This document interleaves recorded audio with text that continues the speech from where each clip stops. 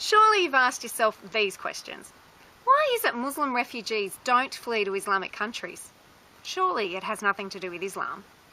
Why is it the 50+ Islamic nations don't open wide their arms to accept these so-called refugees, even though many of them walk straight past or even through their countries? Nothing to do with Islam. Why is it the richest, most resourced Islamic countries refuse to accommodate the refugees but pledge millions of dollars to build mosques, schools and universities in Western nations? Why don't Muslims want to stay in Islamic countries? Why do so many Muslims want to settle in Western, democratic countries, so-called Christian nations? Surely it has nothing to do with Islam. Yeah, right. It actually has everything to do with Islam. There are several reasons Muslims flee Islamic countries. One is for freedom. Islam is oppressive, violent and destructive. There's not one Islamically governed nation that is appealing or desirable to live in. Muslims are by far the greatest victims of Islamic-inspired violence.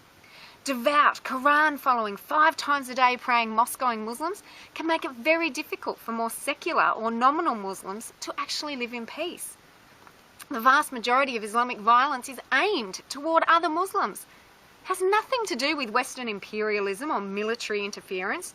Muslims have been fighting one another since Muhammad walked the earth 1400 years ago. Islam is not a religion of peace, and the violence has everything to do with Islam.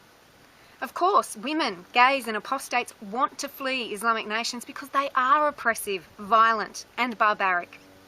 Another reason is because Sharia is restrictive and harsh. There's not one nation, not one, where Sharia is implemented that attracts Muslim migrants.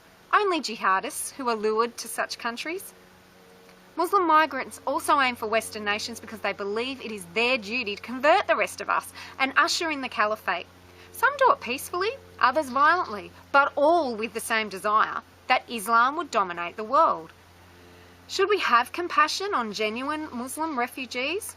Of course, but that doesn't mean we open the floodgates. Once we've reduced our debt and looked after our own citizens, we can help such refugees settle in regions similar to the Islamic ones. There are more refugees in the world than we could ever help. It's okay to be selective. As a nation, it is okay for us to choose who we allow in, just as you choose who is welcome into your own private home. There are plenty of genuine refugees who are real victims, such as Christians and apostates who are in need of our compassion and assistance. Let's help them first and encourage the Muslim world to look after their own.